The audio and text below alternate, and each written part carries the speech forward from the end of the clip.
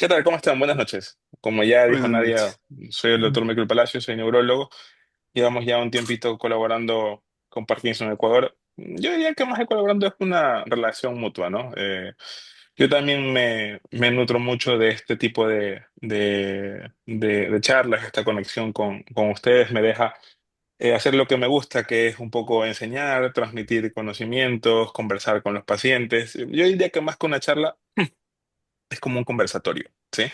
Mi plan no es aquí venir y darles una clase universitaria sobre parkinsonismos atípicos, sino que podamos conversar un poquito, explicarles un poco qué son, cuándo hay que sospecharlos. Me interesa mucho también el feedback de ustedes, si tienen alguna duda, pregunta. Si bien veo que están con el micrófono apagado, no hay ningún problema con que en cualquier momento el tiempo que yo esté hablando eh, enciendan el micrófono y me pregunten. A mí estoy presto y gustoso de responder. No hace falta que esperen hasta el final, porque luego a veces las preguntas se nos escapan. Y sí que los quiero invitar a preguntar. Creo que es lo más importante de este tipo de experiencias, porque si no, obviamente va a haber muchas dudas, porque voy a tender a usar términos médicos porque no me queda de otra, y yo quiero que se quede un poquito clara la idea, ¿no? Creo que tenemos unas ideas bastante claras sobre el tema. Eh, entonces, como bien dijo Nadia, ella me había pedido que hablemos un poquito sobre los parkinsonismos atípicos, eh, y vamos a conversar, vamos a irnos un poquito más atrás, ¿sí?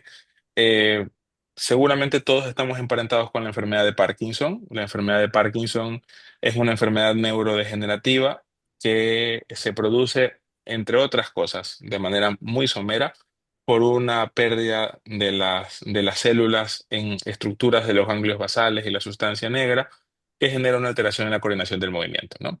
Esta enfermedad de Parkinson pertenece a un grupo de síndromes que se engloban dentro de lo que llamamos parkinsonismos, ¿sí? ¿Qué es un parkinsonismo? Un parkinsonismo es una serie de enfermedades que están caracterizadas por un grupo de signos y síntomas que se presentan juntos. Todavía. Eso es lo que, Postre, dígame. postre. Ah, Roberto, ¿quiere eso, preguntar algo? No, no, no, no. No. bueno, no pasa nada. Perfecto. Entonces, eso es lo que significa para nosotros los médicos un síndrome. Cuando ustedes escuchan síndrome de una cosa, síndrome de la otra, significa que es una enfermedad o un grupo de enfermedades en las cuales se juntan característicamente ciertos síntomas o ciertos signos. En este caso, el parkinsonismo está caracterizado principalmente por lentitud del movimiento, ¿sí? Una lentificación en las acciones y los movimientos de la persona. Y esto va a asociarse a rigidez de las extremidades o de la parte axial, del cuello, etcétera, temblor en algunos casos y alteraciones en la marcha. Eso es lo que se conoce globalmente o sindrómicamente como un parkinsonismo.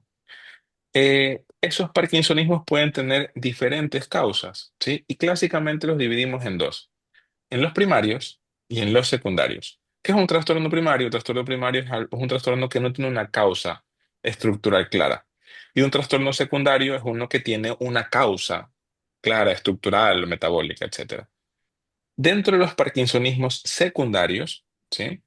Tenemos un sinnúmero, por ejemplo, los que son ocasionados por fármacos. Hay medicamentos que pueden dar parkinsonismo.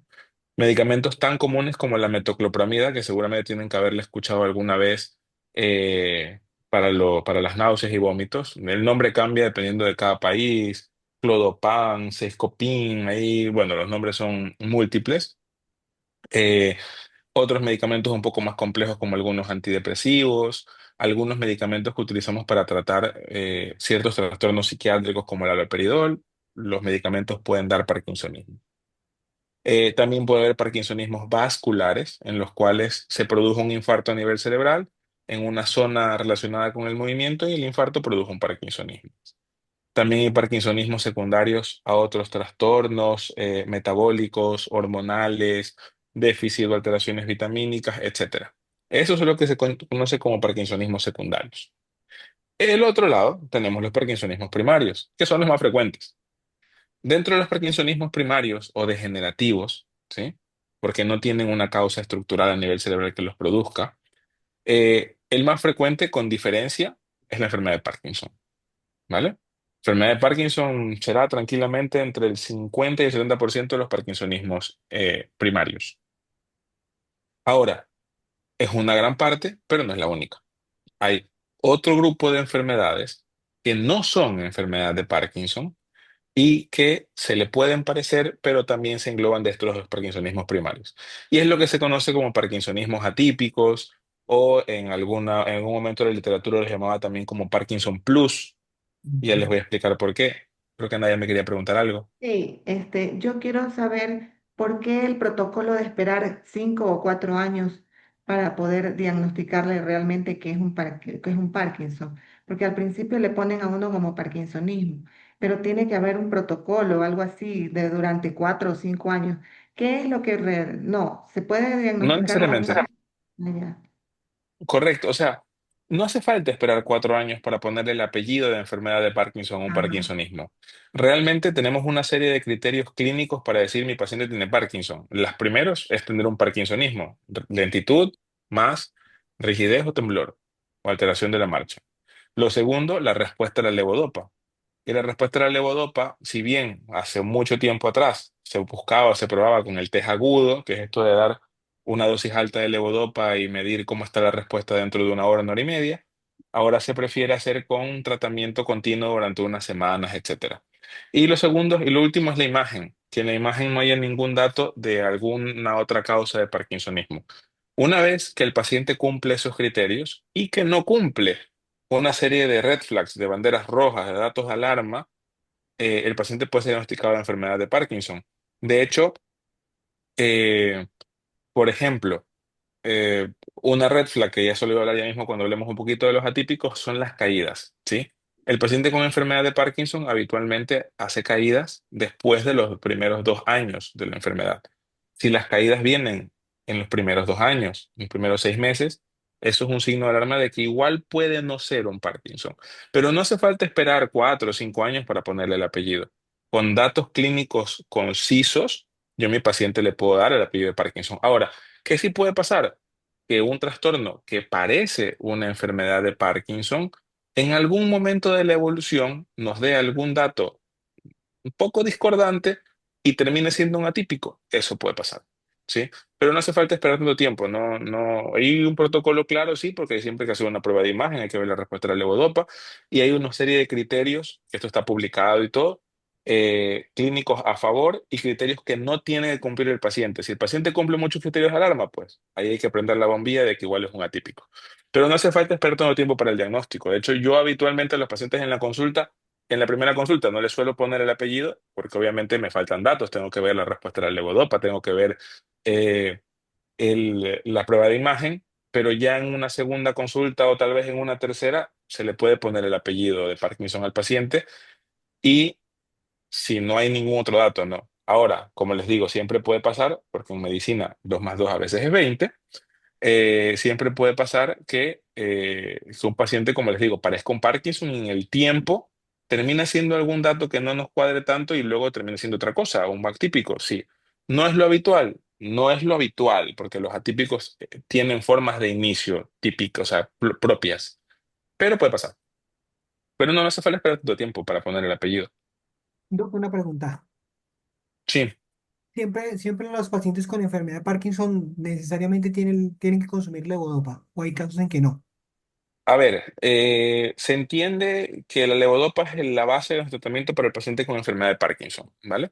Entonces, la respuesta a la levodopa es uno de los criterios que utilizamos a favor del Parkinson. El Parkinson clásicamente responde muy bien a la levodopa, a diferencia de los atípicos. Ahora, es cierto que tenemos grupos de pacientes en los que decimos, mira, tal vez este paciente no va para levodopa. ¿Quiénes? Los pacientes muy jóvenes, menores de 50, 55 años.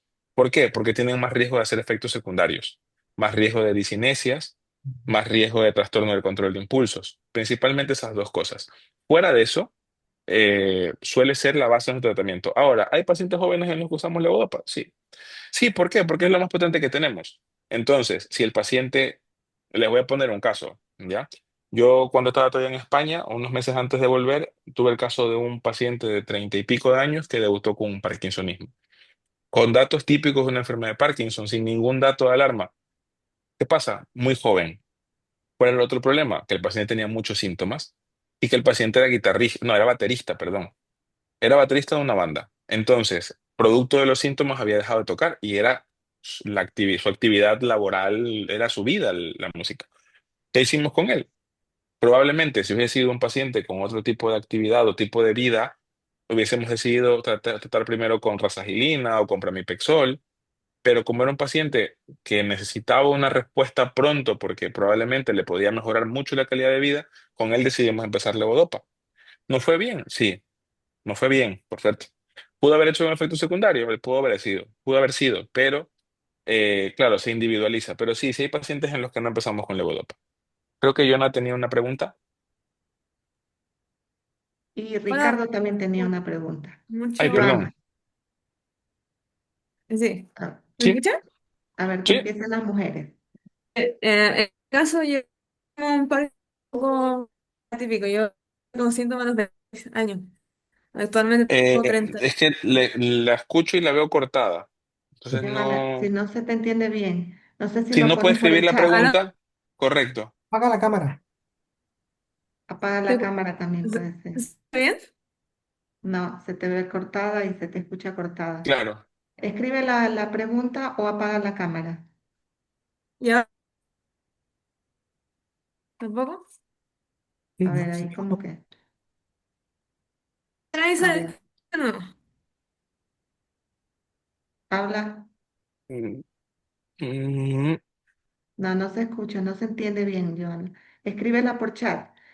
sí, Es lo mejor mejor. escríbanmela. Démosle chance a Ricardo mientras Yana nos escribe la pregunta y luego responde una pregunta de Jorge que está en el chat que le acabo de leer. Sí, a mí me diagnosticaron, bueno, me dieron levodopa, Ujú, media pastilla cada 8 horas ujú, con pirideno y pramipexol. De, bueno, el pirideno creo es de 2 miligramos y me dieron la mitad de sí, uno. Yo tardé varios meses como casi nunca tomaba medicamentos, tardé ujú, varios meses en que me quitara el temblor. La pregunta sí. es esa, ¿por qué se tarda tanto, en mi caso, la dopamina Vale. en actuar? Pero en ese lapso de tiempo le fueron haciendo ajustes paulatinos de la medicación, ¿verdad? De hecho, tengo la mínima todavía, porque A ver, tomo, pasan varias cosas. Aunque parezca un poco o le suene un poco discordante, el temblor es lo último que mejora con la medicación. La medicación para lo que es más eficaz es para para la rigidez y la lentitud, salvo el hiperideno. El hiperideno es un medicamento que mejora más el temblor que otras cosas.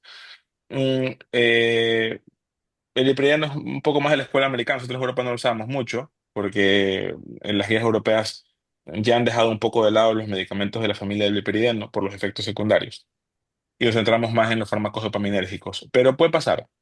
A ver, ¿qué es lo que pasa? Inicialmente, como decía hace un ratito, el poner levodopa en agudo a dosis altas era nuestra prueba, pero luego nos dimos cuenta que los pacientes con el tiempo, con la medicación, mejoraban más, o sea, la respuesta podía ser progresiva. Eso por un lado. Por otro lado, si le estuvieron haciendo en ese lapso de tiempo ajustes de medicación, probablemente pues alguno de los medicamentos que fueron introduciendo fue el que le sumó el efecto necesario para mejorar el temblor. Porque como les decía, el temblor habitualmente no es lo primero que mejora con la terapia dopaminérgica, suele mejorar un poco más adelante y suele requerir dosis un poco más altas o ciertas combinaciones.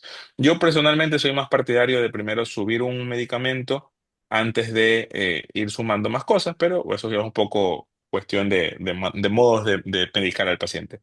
Entonces sí, puede pasar. Y luego también hay que tomar otra cosa en cuenta y es la variabilidad interpersonal. En enfermedades como la enfermedad de Parkinson, la variabilidad interpersonal es muy llamativa. Es decir, cada paciente es un mundo distinto. Yo siempre le digo al paciente, su Parkinson no es el Parkinson de su vecino. ¿Por qué? Porque igual su vecino con media pastilla le mejoró todo, pero hay pacientes que no. Yo tengo pacientes que están con un cuarto de pastilla de levodopa, de cuarto de Sinemet, por ejemplo, y están muy bien.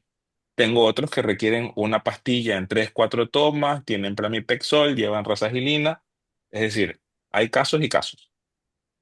Pero sí, el temblor es de las cosas que no mejora tan inmediatamente. Yo tomo un Paso a, cuarto. Yo tomo por un ejemplo, cuarto y un cuarto. por Ni ejemplo, una nosotros de hecho en pastilla entonces. España, aquí no lo tenemos, pero en España teníamos una versión de Cinemet que se llamaba Cinemet Plus, que en lugar de tener 250 miligramos de levodopa tenía solo 100. Y empezábamos con la mitad. Y teníamos pacientes con mitad de Cinemet Plus, por ejemplo.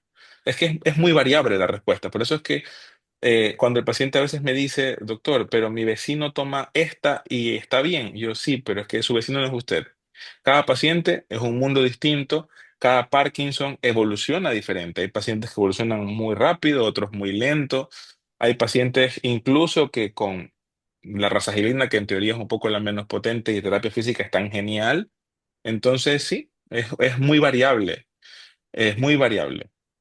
A ver, aquí tengo una respuesta de Jorge que me decía gastrointestinales. ¿Se refieren a los fármacos gastrointestinales o no estoy muy seguro a qué se refiere cuando me pone gastrointestinales en la pregunta? Si me lo pueden aclarar. Lo que pasa es que genera problemas gastrointestinales la La levodopa. levodopa. Sí, eso sí. O sea, ahí nosotros lo que intentamos hacer para minimizar eso son dos cosas. La primera, siempre intentamos que cuando el paciente empieza la medicación, le empiece tomando con el estómago lleno, ¿sí? Unos minutos después de comer, porque así mejora la tolerancia digestiva.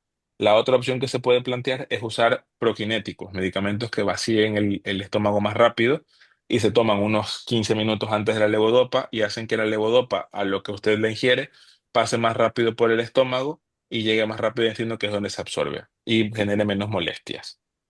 Tengo otra pregunta, no sé si con eso contesté su pregunta, Jorge. Sí, sí, señor. Pues Luego tenemos... la relación ¿Mm? que tienen los, es que no entiendo qué significan el parkinsonismo. Es algo parecido al Parkinson, pero no es Parkinson.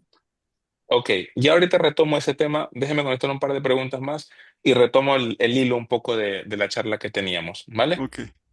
Alguien más me preguntó, ¿es necesariamente Parkinson los primeros 2 años? No, no necesariamente. A ver, no sabría decirle, creo que Lucía me preguntó esto.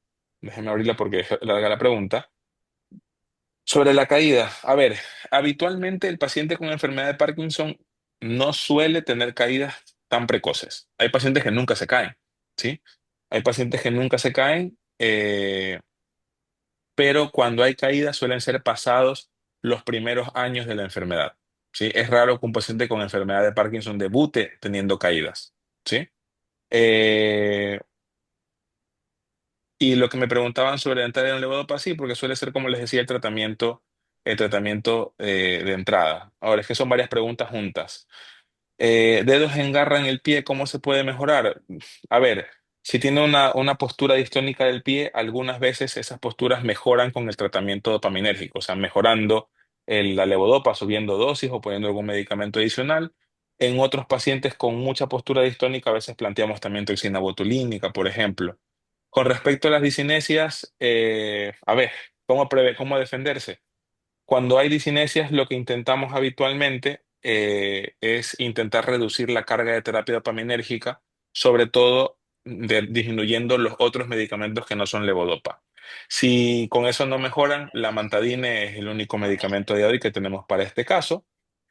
Eso con respecto a las preguntas de Lucía. Con respecto a la pregunta de Edgar, que me decía cuál es la diferencia entre pramipexol, razagina y levodopa, son medicamentos con mecanismo de acción diferente. La levodopa es dopamina en su versión levo, en su versión L, que va directamente a la sustancia negra. La razagilina es un medicamento que actúa de otra forma, actúa inhibiendo una enzima que degrada la levodopa, que se llama monoaminoxidasa B. Y luego el otro medicamento, el pramipexol, es un agonista dopaminérgico. Es un medicamento que no es levodopa, pero que se une a los mismos receptores que la levodopa para ejercer el efecto.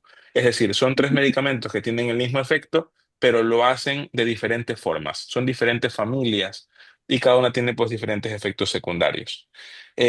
Con respecto a la pregunta de Gina, y ya con esto voy a cerrar un ratito las preguntas para seguir con nuestro tema principal. Si la vitamina B inhibe el efecto de la levodopa, sí. Había muchos estudios sobre el tema de vitamina B6 y levodopa. y eso se hacía que al paciente le recomendemos no usar complejo B, etcétera. Sin embargo, como ahora ya casi siempre, bueno, ahora siempre realmente la levodopa viene asociado a carbidopa o en algunos países también a benseracide, eso nos quita ese problema, con lo cual si bien la vitamina B puede interferir en algo el efecto de la levodopa o la absorción, al tener este nuevo medicamento que viene mezclado con el levodopa en la pastilla, eso se minimiza y ya no solemos darle demasiado hincapié al tema este de quitar la complementación de vitamina B.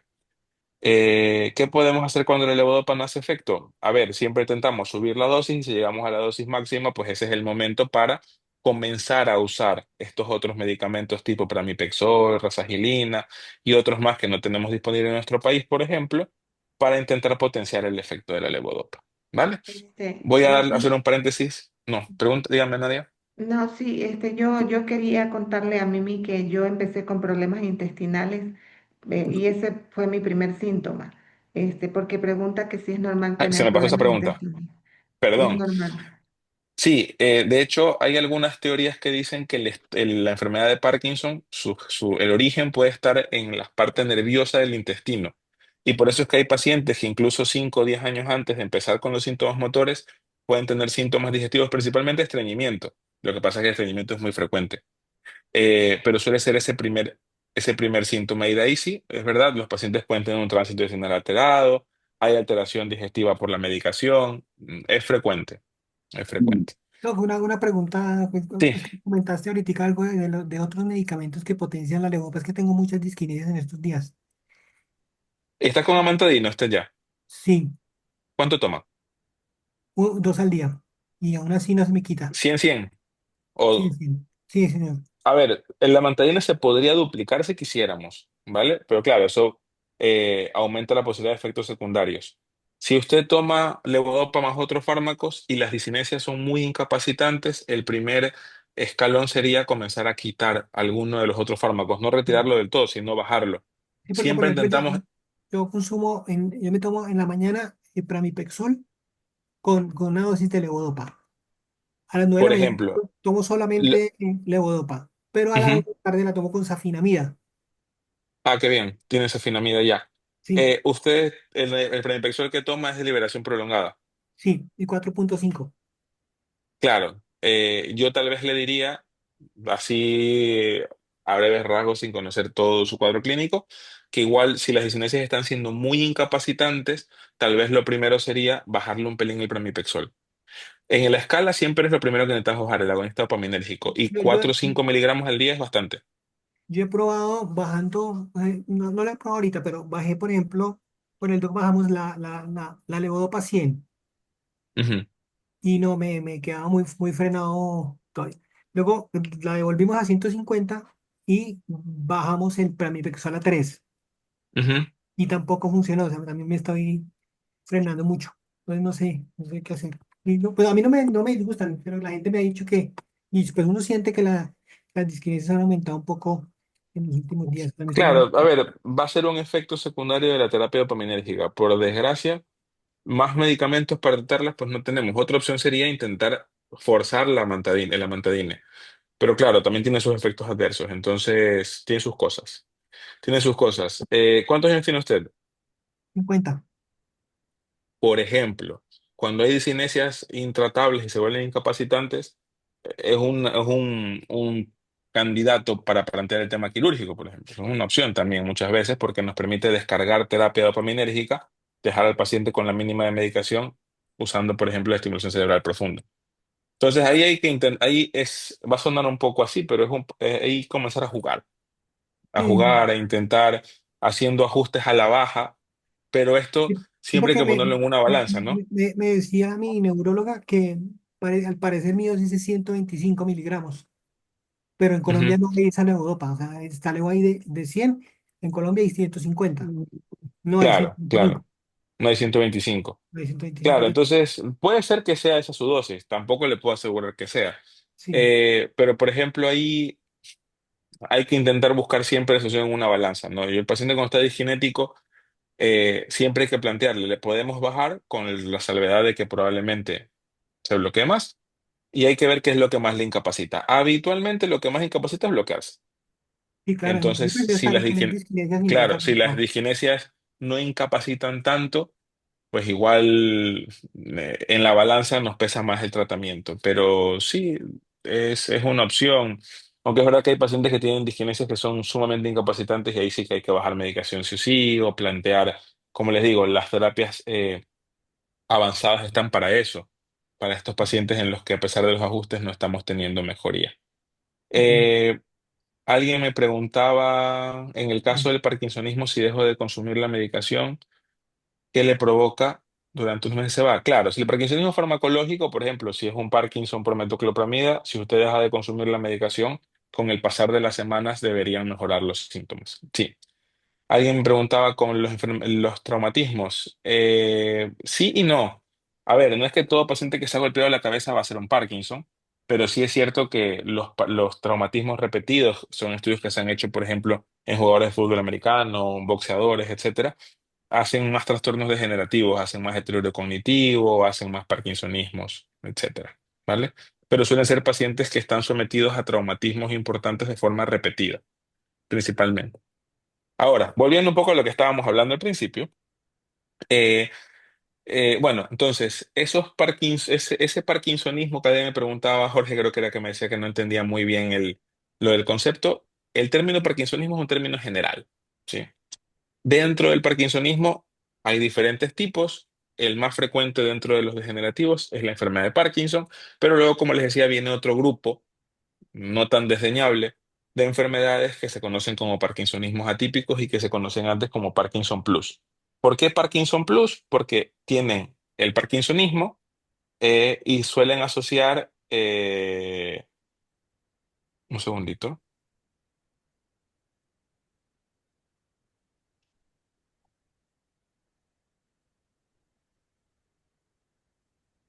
suelen asociar algún síntoma más. ¿Cuáles son estos parkinsonismos atípicos? Clásicamente son la parálisis supranuclear progresiva, conocido también por sus siglas como PSP, la atrofia de múltiples sistemas, la mejor. conocido por sus siglas como AMS en español, el síndrome de degeneración corticobasal y la demencia por cuerpos de Levy.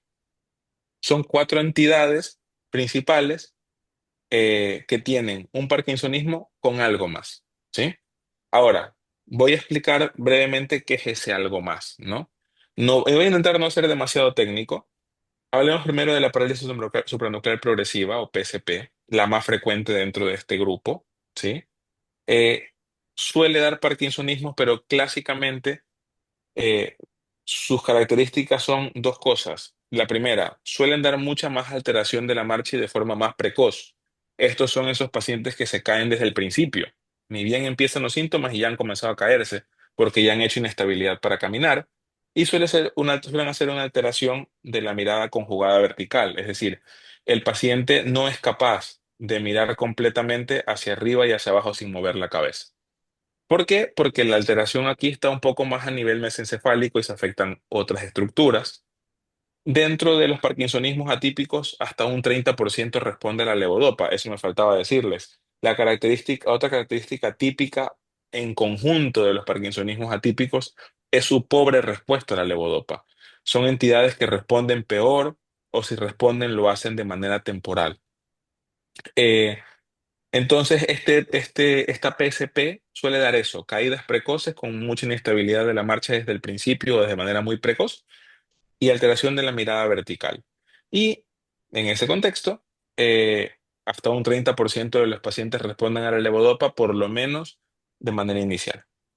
La atrofia multisistemas probablemente sea la más compleja porque es la que más mortalidad suele asociar. Eh, y esta de aquí, en cambio, lo que clásica, bueno, paréntesis, en la PSP, lo que suele generar la mayor morbimortalidad son las caídas con los traumatismos craneales, ¿no?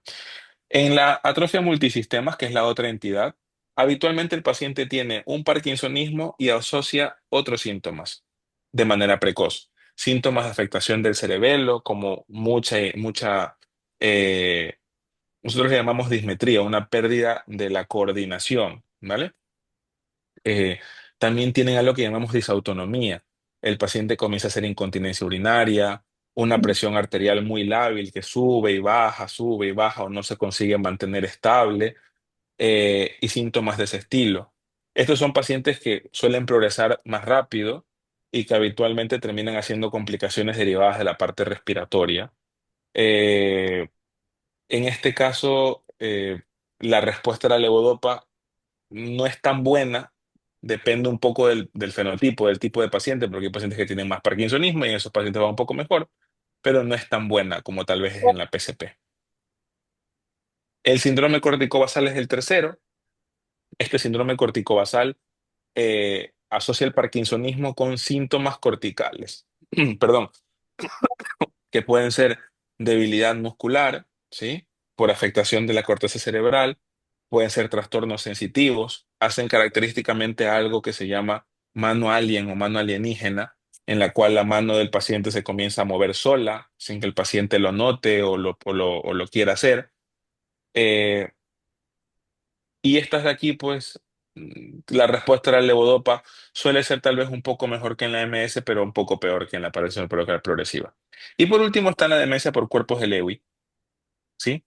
Esa demencia por cuerpos de Lewy es muy parecida al Parkinson en cuanto a los síntomas motores, solo que en la enfermedad de Parkinson, habitualmente pasados los primeros 2 años, es cuando comienza a haber ya síntomas cognitivos prominentes, pero en la demencia por cuerpos de Lewy, el paciente empieza con los síntomas cognitivos prominentes o se desarrollan de manera muy temprana, ¿vale? Esta de aquí es la que mejor responde muy bien, bastante bien a la levodopa, pero claro, como tiene muchos síntomas cognitivos, algunas veces la levodopa puede descompensar la parte cognitiva y psiquiátrica del paciente. Entonces, muchas veces no solemos usar dosis tan altas.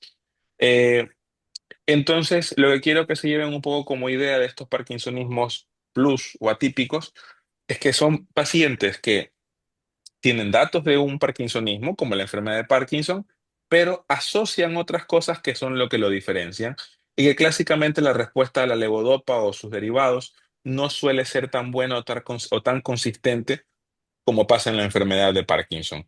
Entonces, en estos casos, ¿qué es lo que hacemos? Pues solemos empezar levodopa, probamos levodopa hasta la dosis máxima. Si hay respuesta, la mantenemos y si no, pues muchas veces solemos reducirla. Algunas veces probamos, dependiendo del paciente, con pramipexol, por ejemplo, pero si no ha habido respuesta a la levodopa, probablemente la respuesta al otro fármaco tampoco sea tan buena. Y luego intentamos hacer un manejo más sintomático. Si el paciente tiene algún síntoma, intentar tratarlo, porque como les digo, el manejo es un poco más complejo porque no hay un medicamento más específico como le pasa, por ejemplo, a la enfermedad de Parkinson. Ahí hago una pausa que hay preguntas. La primera, eh, si puede ser hereditario el Parkinson. A ver, todo paciente que tiene familiares con enfermedad de Parkinson hereda susceptibilidad. El problema es que la enfermedad de Parkinson, en la mayoría de los casos, es una enfermedad multifactorial. Es decir, requiere que se junten diferentes cosas para poder desencadenar la enfermedad. La genética es solo una, pero también requiere, pues, depende de los genes propios, no los heredados, depende del estilo de vida del paciente, depende de la exposición a ciertos factores ambientales, etcétera. Entonces, no es que sus nietos vayan a tener Parkinson, tal vez tienen un poquito más de probabilidades, pero va a depender de otros factores. Ahora, es cierto que hay pacientes que tienen enfermedades de Parkinson monogénicas, es decir, por mutación de un gen. Y si dependiendo del gen, pues así que puede ser hereditario, ¿vale? Pero no es la norma, es un porcentaje bastante bajo. Alguien me preguntaba por la levodopa inhalada. No, todavía no la tenemos disponible aquí en Ecuador. Habría que intentar traerla de fuera. Tal vez le diría yo que tengo algún paciente que la estaba intentando conseguir en España, pero bueno, hay que traerla de fuera. Yo tengo el contacto de una persona que trae fármacos neurológicos y trae muchos medicamentos de fuera, de Europa, de Estados Unidos. Si está interesado, pues igual por medio de nadie le puedo hacer llegar el contacto. Por si la quiere conseguir, obviamente esto debería ser prescrito, ¿no? Por alguien, por un médico que esté emparentado con el uso de la levodopa inhalada para poder para prescribirla y usarla. La dosis máxima de levodopa que lo preguntaba JC, que entiendo que es tal vez Juan Carlos. es más o menos 1,2 gramos diarios, ¿vale?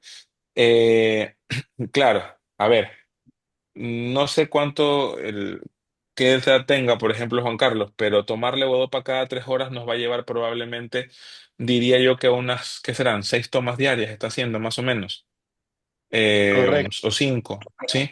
Habitualmente, si el paciente no ha respondido con 4 tomas diarias de levodopa, seguir sumando tomas de levodopa no es la mejor solución, porque nos vamos a pasar de la dosis máxima y podemos generar otros problemas. De hecho, por ejemplo, en España nunca pasábamos de las 4 tomas. En algún paciente en concreto teníamos una quinta, tal vez, sí, pero en general no solíamos pasar de las 4 tomas.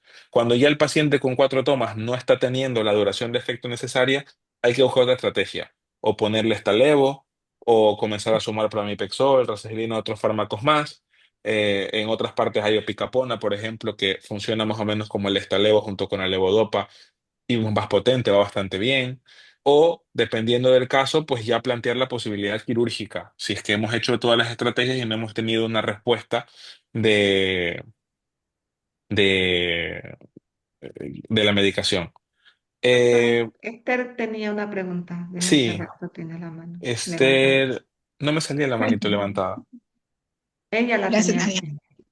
Ah, ya, Ajá, perdón, ¿dónde está Esther? está aquí. Aquí Vale, estoy. es que no me sale aquí, pero ahora sí, cuénteme, Ok.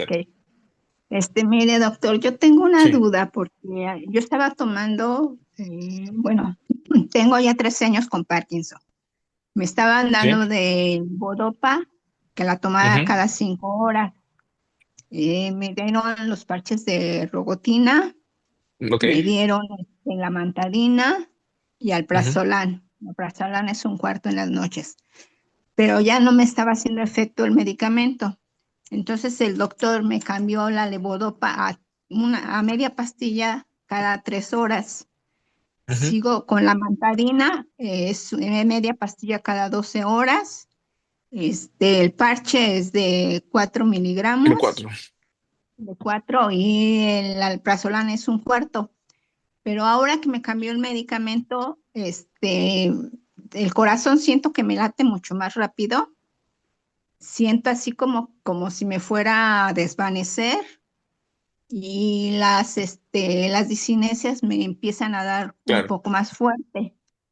Y a veces siento mucho calor o a veces tengo mucho frío. Ujú. Entonces no sé si es normal que por el cambio de la levodopa esté yo así o es demasiado medicamento. Repítame qué cambio le hicieron de la levodopa. Solamente dígame ese detalle. De media pastilla cada 5 horas a media pastilla cada 3 horas. Sí, puede ser. A ver, son efectos que pueden venir de la mano con la dosis de levodopa, ¿no? Recuerde que usted la ha cambiado de cada 5 a cada 3 y que conforme pasa el tiempo, el efecto de levodopa se vuelve un poco errático y a veces va a haber casos en los que se le pueda juntar el efecto de una toma con el efecto de la otra y desencadenar algún efecto secundario. Si hay una relación temporal con el ajuste, le diría yo que igual está haciendo mucha dosis para usted. Ahora, esa es la dosis máxima en la que les decía hace rato, pero no hay, claro, cada paciente es un mundo distinto, ¿no? Entonces cada paciente tiene una dosis óptima para él. Yo tengo pacientes que no han tolerado ni media pastilla y hemos tenido que quitársela y hemos tenido que poner otra cosa. Entonces sí, varía mucho, pero le diría que sería una relación temporal. En su caso en concreto, eh, podría ser por el efecto de la medicación y tal vez yo le plantearía volver a como estaba y buscar otra estrategia.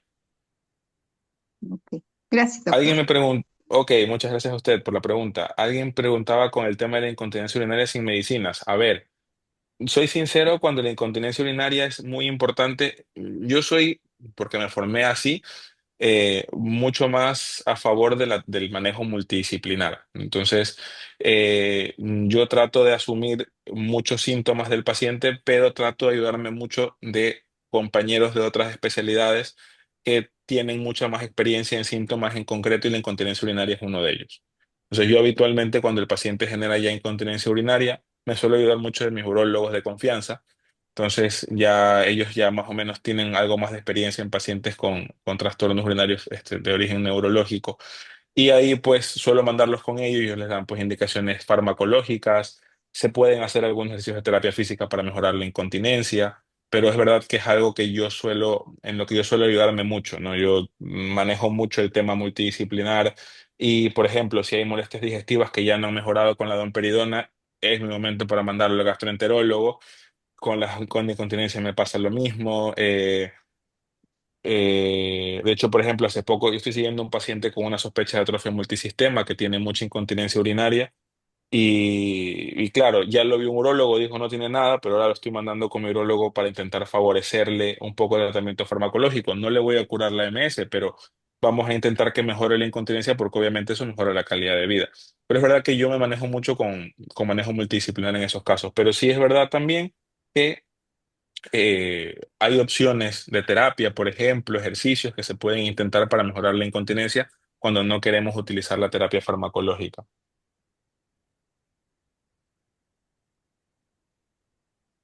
¿Hay Pero alguna otra entonces pregunta? quiere decir que la MS es Do- mortal.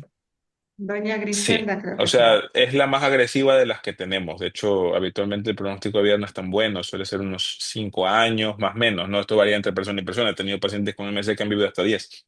Pero sí, es una enfermedad que por el tema de la autonomía termina siendo problemas respiratorios, cardíacos, y eso termina comprometiendo al paciente. ¿Alguien me iba a preguntar algo? ¿Alguien más? Doña Sí, Griselda tenía una pregunta. buenas noches, doctor. ¿Qué tal? Eh, ¿Cómo está, doña Griselda? Aquí estoy. Yo soy de Chile y mi esposo es que tiene Parkinson, ¿ya? Sí, Él no habla don casi, Héctor. sí, es casi no habla y no se le entiende. Él ya tiene como un poco de incontinencia urinaria y le cuesta mucho defecar, ¿ya? Ujú, Él se toma 4 prolopas diarias, ¿ya? Fuera de eso toma para el corazón, para dormir, porque la noche no puede dormir, ¿ah? Y ve cosas una noche, mm, en su pieza, porque él duerme solo en dormitorio, ¿ya? Y dice, hubo un tiempo en que veía muchas cosas, que lo ujú, iban a ver, que había gente, y el doctor le ujú. dio una pastilla para que se relajara y no, pero de repente dice que sí la ve, ¿ya? Lo que me preocupa es que él se ha caído porque él está rígido, le cuesta mucho Claro. caminar, no toma, para tomar las cosas muchas veces no puede hasta llevarse la cuchara a la Ujú, boca, le cuesta, ¿ah? Hay cosas que él las puede comer con un tenedor, pero tiene que comerlas con cuchara, ¿ya? claro. Y el lunes nomás se cayó y yo, pues yo estaba afuera en el patio, yo estaba adentro y me dice que él se paró y se giró muy rápido, sin darse Ujú. cuenta. Y ahí perdió el equilibrio y se cayó. ¿Mm? Eso nos preocupa porque cada día le cuesta más. Él lleva más de A ver, como 20, claro. lleva como A ver, 20 años con Parkinson. hay que ser Empezó, consciente de varias cosas. Primero, que la enfermedad de Parkinson es así. O sea, es una enfermedad degenerativa que tiende a progresar. Esa tendencia a progresar, por desgracia, todavía no podemos frenarla, no tenemos aún medicamentos para frenarlo. Hay un usted, montón de cosas en estudio, pero todavía no tenemos nada específico para frenarlo. usted cree Eso que por un lado. dosis diaria más no tiene, ¿no es cierto? Más no puede tomar. A ver, el problema es que en algún punto tenemos que comenzar a poner las cosas en una balanza. Porque o sea, por poder podemos irle poniendo fármaco, fármaco, fármaco, pero es un paciente que ya ha empezado a hacer alucinaciones. Es un paciente que seguramente ya ha empezado a hacer un deterioro cognitivo asociado a la enfermedad de Parkinson. Entonces, aumentar mucho la terapia dopaminérgica en casos como el de él nos hace correr el riesgo de descompensar los síntomas como las alucinaciones, la Claro. psicosis, etcétera. Entonces ahí tenemos que sopesar las cosas. Por ejemplo, yo en pacientes así a veces incluso la dosis de la noche de levodopa, la última dosis la bajo para que tenga menos efecto por la noche y den menos alucinaciones. Pero sí es verdad que se podría probar, por ejemplo, con algún otro fármaco adicional para intentar potenciar la levodopa y ajustar un poquito el medicamento para la parte psicótica. Pero claro, todo siempre tiene que ir dentro de una delgada línea, que es muy delgada, para Mm. intentar no descompensar una cosa al mejorar la otra. Se puede intentar, pero hay que hacerlo con cuidado, ¿vale? Luego, recomendación personal, tengan mucho cuidado con el tema de la marcha porque según por lo que entiendo yo, a don Héctor lo conozco de lo que lo estoy viendo ahora, Sí, eh, pero por lo que entiendo tiene mucho freezing, o sea, se queda pegado al suelo cuando Sí. camina y eso es un factor de riesgo importante para las caídas y al final lo que muchas veces complica a nuestros pacientes con Parkinson avanzado son las caídas y los traumatismos craneales. Entonces, sí, se puede intensificar el tratamiento, pero hay que hacerlo con cuidado para no descompensar el tema de las alucinaciones y cognitivo. También está tomando para el corazón, porque también tiene problemas Ujú. cardíacos. Sí, ¿Ok? bueno, eso es aparte, Claro. eso es aparte, Pero, pero se puede, pero con pinzas, o sea, se puede, pero con cuidado, hay que hacerlo. Yo en casos así lo hago muy lentamente, con consultas de revisión muy seguidas para intentar detectar cambios y revertir, porque en mi experiencia personal, para los familiares y los cuidadores es más difícil lidiar con las alucinaciones, la agitación, la psicosis que lidiar con el paciente bloqueado. Es más complejo contenerlo. Entonces eso es lo que le puedo decir un poco así a breves rasgos. gracias, Creo doctor. que, nada, gracias a ustedes. Alguien me Claro, preguntaba por el pramipexol, ¿tiene mucha diferencia? Sí, o sea, de 0 puntos. Entiendo que se refiere a liberación inmediata o prolongada, pero bueno, en total son dosis más altas, ¿no? Habitualmente nosotros comenzamos y esto varía según el país. Por ejemplo, en España había solamente dosis de 0,125, perdón, de 0,3 y aquí en Ecuador, por ejemplo, hay de 0,75 directamente y 0,37.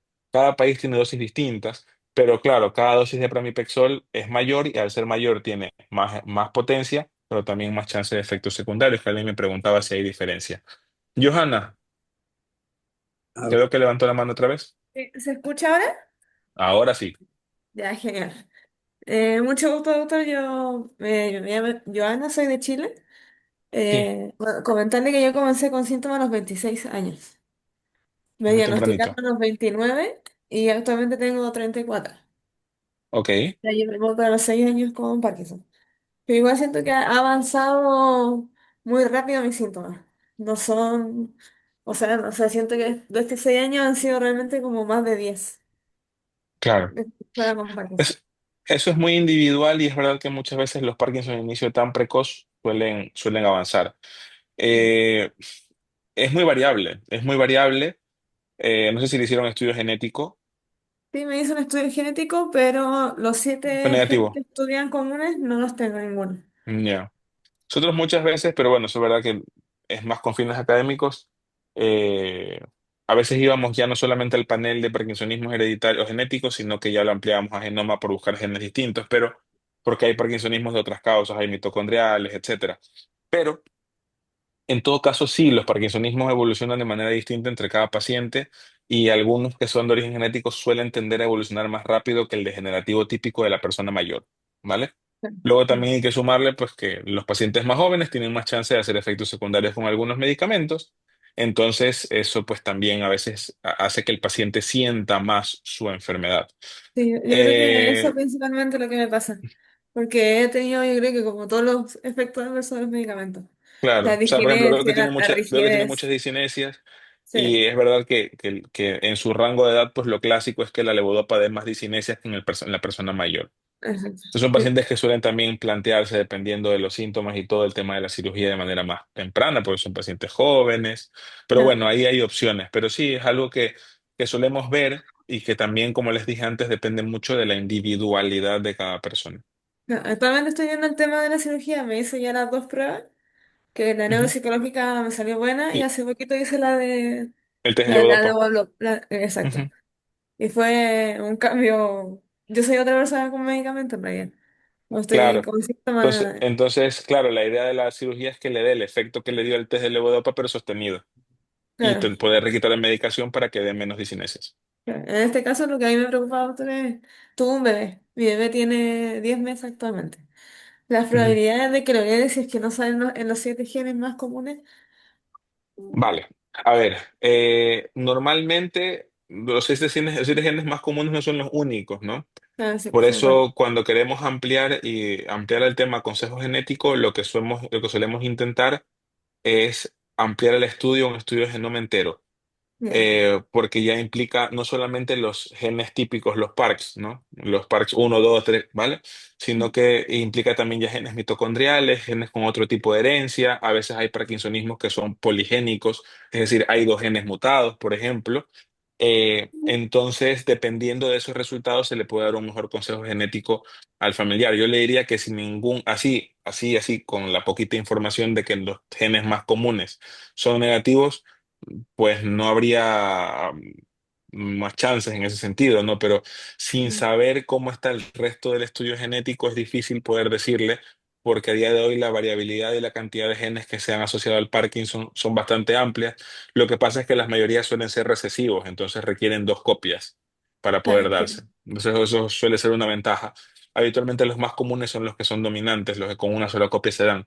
Pero yo le diría que si quiere usted un consejo genético adecuado para su pregunta en concreto, igual vale la pena ampliar el estudio a un estudio de genoma entero por ver si es que hay algún otro gen, porque ahí se analizan genes mitocondriales, etcétera, por ver si hay algún otro gen que esté relacionado y poder hacerle, dependiendo del tipo de gen, de si es una herencia dominante, recesiva, heterocigoto, homocigota, poder decirle sí, las posibilidades de que su descendencia lo tenga son estas, si son varones, son estas, si son mujeres, etcétera.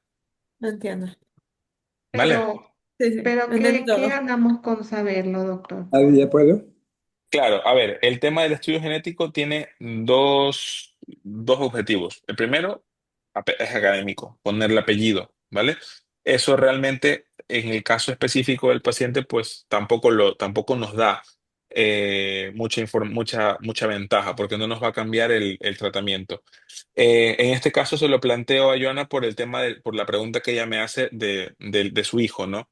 Porque claro, nosotros sabiendo la genética y viendo cuál es el problema o cuál es el gen que está mutado, dependiendo del tipo de herencia de ese gen, le podemos decir al paciente, si usted quiere saber si su descendencia lo va a tener, pues mire, sí, las probabilidades, porque esto todo se puede hacer por tablas de herencia, las probabilidades de que usted teniendo este gen que es de herencia autosómica recesiva, las probabilidades de que su familia, su hijo o su hija tengan la enfermedad son de el 25%, o las posibilidades siendo dominante de que lo tengan son del 50%, ¿vale?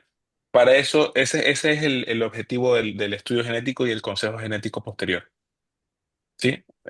Ahora, si el familiar no empieza, la persona no empieza a tener descendencia, pues igual es menos aplicable. Nos pasa, por ejemplo, mucho con el Huntington. Hay pacientes que el Huntington es una enfermedad que no tiene cura, que tiene un pronóstico malo y que es autosómica dominante. Es decir, si uno lo tiene, tengo muchas chances de tenerlo si lo tuvo en familiar. Entonces, muchas veces hay pacientes que no tienen muchos síntomas y les hacen el estudio genético. ¿Por qué? Para saber las probabilidades, si tienen la mutación, de si ellos tienen descendencia, si lo van a heredar o no, el gen y la posibilidad de tener la enfermedad. O Sí, sea que es más que nada para consejo. doctor, en cuanto a los pies, Ujú. yo Ah, sí sí. tengo mucho dolor en los pies, a veces, en un dedito del pie, Pa- en la pasa- planta pasan del dos, pie. ajá, pasan dos cosas aquí. La primera, puede ser el efecto del Parkinson, porque el Parkinson entre sus síntomas no motores puede dar dolor, y algunas veces puede ser efecto de la levodopa. La levodopa, por sus componentes, levodopa más carbidopa, a veces puede generar síntomas neuropáticos que mejoran al intentar cambiar levodopa o sea, levodopa carbidopa por ejemplo, Madopar, que es levodopa benseracide. Algunas veces puede haber algo de neuropatía asociada a la levodopa carbidopa. Serían las dos opciones. Entonces, ¿cómo lo vemos? Pues intentamos modificar la medicación. Si al intensificar la medicación los síntomas no hacen más que empeorar, se puede probar a cambiar el compuesto de levodopa. Y el ardor también es parte de... El ardor puede ser parte de las dos cosas, ese es el detalle. Mm. Ahora, también depende un poco de lo que vean a la exploración, ¿no? Porque a veces también hay pacientes que por el tema postural y todo desarrollan radiculopatías, hernias discales y protrusiones discales y tal, y eso también puede producir ardor. Entonces, en Ah, algunos casos se vuelve un poquito difícil diferenciarlo, pero hay maneras, ¿no? Que dependen de la exploración física neurológica, el tipo de dolor, el ritmo que tenga, si mejora o no al tomarse la pastilla, etcétera. bueno, ¿Nadie puedo? son, dígame, ¿quién habló? Roberto, ¿puedo? Sí, Claro, Roberto. dígame, Roberto. Para el doctor, una pregunta para el doctor. Doctor, Oí o leí que los golpes en la cabeza de chiquillo pueden afectar ya de grande y generar el EP. Yo tuve un golpe en la cabeza muy chiquillo. No sé si A ver, la- esa afirmación hay que cogerla con pinzas. Habitualmente los traumatismos en la infancia no suelen producir un trastorno como la enfermedad de Parkinson en la adultez, ¿sí? Si ha habido un traumatismo grave que ha dejado secuelas, pues sí puede haber síntomas motores, pero suelen ser desde el traumatismo. Ahora, es diferente a lo que preguntaban antes, los traumatismos repetidos, el boxeador, por ejemplo, que lo están golpeando cada fin de semana, o los jugadores de fútbol americano. Son traumatismos importantes repetidos que sí pueden repercutir, pero un traumatismo aislado en la infancia, si no dejó lesiones en el cráneo, no tendría por qué dar a distancia, años después, dar síntomas. Correcto, muy bien. Era en Ujú. punto. Gracias, doctor. Muy amable, Nada, gracias. gracias a usted.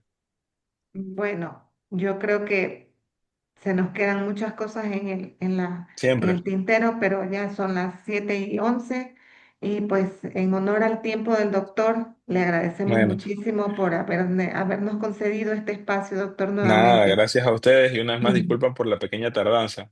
Gracias. Eh, Hasta luego. a ver, alguien me Gracias. preguntaba algo y me voy a ir con esa respuesta. Sí. ¿Hay alguna forma de prevenir el Parkinson? Hombre, prevenirlo, decir con esto no voy a tener la enfermedad, no. Hay cosas que podemos mejorar para intentar cambiar ciertos factores, como les decía antes yo, que la enfermedad es multifactorial, sí, y son más que nada relacionados con También. su día a día. Comida, dieta saludable, actividad física, estimulación cognitiva, un correcto control de los factores de riesgo vascular, hipertensión, alteraciones del colesterol, diabetes. Todos esos son factores que sí que han demostrado que pueden empeorar o pueden contribuir al Parkinson. No son la causa única y no es que nos van a prevenir 100% la enfermedad, pero sí nos pueden ayudar en algo a bajar chances de tenerla La contaminación. Ok, bueno, también. Gracias. muchísimas Bueno, no, gracias, doctor. muchas gracias a Muchas gracias, ustedes, muchas doctor. gracias a Nadia por la invitación, muchas gracias a ustedes por darse el tiempo también de escucharnos, de conversar un poquito. Yo, aunque no lo crean, aunque sea neurólogo, me nutro mucho también de lo que ustedes me cuentan, me entero de la realidad de personas de otros países, también me gusta mucho. Entonces, Y ojalá gracias a vuelva ustedes muy pronto también. por acá. Sí, Lo no, esperamos estaremos. próximamente. Tiene que irse Ahí. a Colombia, dice. Hacia Sí, Colombia, es que ha no invitado a conozco, ¿ah? Colombia. No conozco. Aquí a Ya Bogotá. buscaremos, ya buscaremos la oportunidad, Acá, Sí, ya doctor. buscaremos la acá lo oportunidad. esperamos. Gracias. Por Bueno, el ahí momento lo tendremos que estar. invitamos. Cuando yo vaya les aviso. Uy, Eh, listo. lo Gracias, invitamos, doctor, a la gala que vamos a realizar el 18 de diciembre, ya tenemos fecha, así que va a estar usted premiado también ahí en la gala, vamos a hacer una Muchas gran gracias. premiación. Sí, va a estar premiado por Alfredo. ¿Cómo estás, Alfredo? Hola. Va a estar premiado, doctor, como uno de los colaboradores de Parkinson Ecuador, así que Bueno, muchísimas gracias. ahí lo Ya saben que para invitamos. mí es un gusto y bueno, Y, siempre intentando Muchas contribuir. gracias. y, Gracias a Gracias, ustedes. doctor. Gracias, y Nadia. ¿Cuándo vendrá a comentarle, Perú? ¿qué cosa, perdón? ¿Cuándo va a ir a Más preguntas, Perú? ¿cuándo vendrá a Perú? ¿Que cuándo va a Perú?